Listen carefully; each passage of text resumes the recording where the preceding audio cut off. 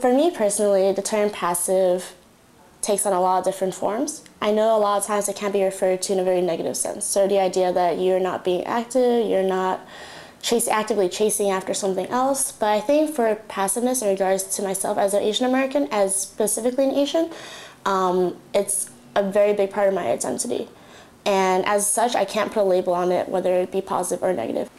I want to talk about passiveness in context. So in relation to being active and within a context of circumstances sort of constraining your decision choices and therefore pushing you either to be passive or allowing you to be active. So I also want to argue against the idea that passivity is some kind of ingrown trait that you're born with or that is sort of culturally learned.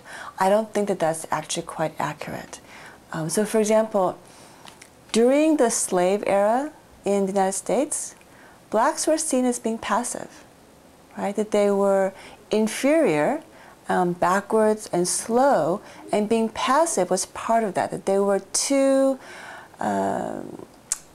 intellectually not there, and therefore unable to act on their own, and therefore passive, right? Why would that image be attributed to blacks in that era, right? One, because slavery constrained their actions. If you're somebody's property and your survival depends on doing what you're told to do, then you're less likely to be proactive and much more likely to be passive, right? Two, it was out of fear, right? White owners were very fearful of slave revolt, right? So on the one hand, they had the nightmare image of, rebellious slave uprisings. They pacified those fears with an image of the passive, happy-go-lucky black, right? So in other words, an image of passivity is often very little to do with the people to whom it's attributed, but rather to those people who think that such and such people are passive.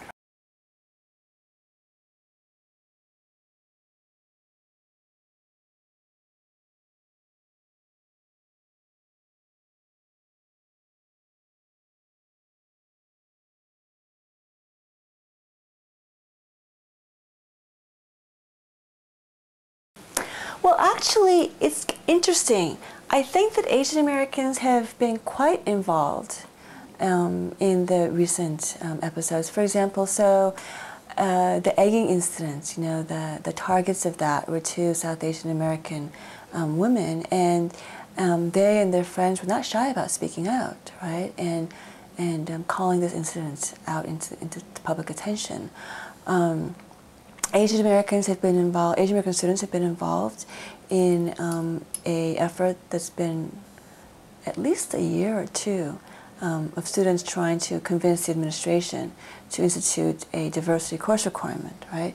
So while they may not have been the ones, out front in the rallies, talking, they have been very seriously involved. So I don't think that this incident really is actually a display of Asian American passivity.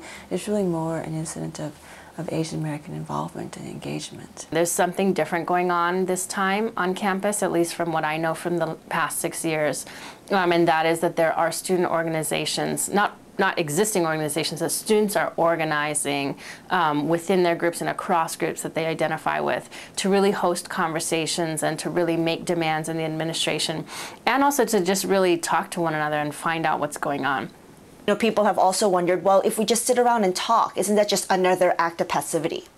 And I would say that I think that talking is not the end goal of any progressive movement. You talk, and then you have to do something else, But I think at the same time that talking is not just a frivolous act, but it is very much an incredibly important part of, learning to have a voice and to take up space. So to that extent, I think that talking isn't the end, but talking is also part of the means of getting to what it is that we want to do.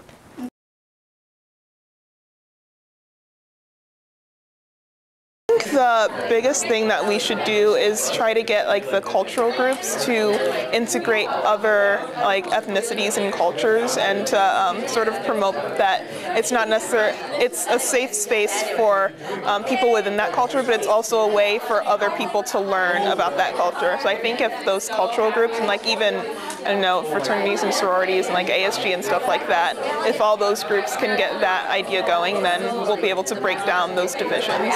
I think that there has to be more dialogue about it, and there has to be a goal as well. I mean, when you want people to not be passive, I think you have to tell them what to be active in favor of. And a lot of times, if people have grown up in areas in which issues are not as clearly defined, or they don't really have a sense of purpose about what social inequality is or what racial or ethnic justice is, and if those aren't struggles that really move them, I think a lot of students have no idea how to connect to a broader purpose. And so I think that there has to be some kind of agenda and some way of bringing people in at whatever levels they're comfortable participating, and that's going to take some work. It's going to take some kind of structure and building and figuring out how to include people more on their terms until they become more comfortable being more proactive. One thing is to help to give them a vocabulary to think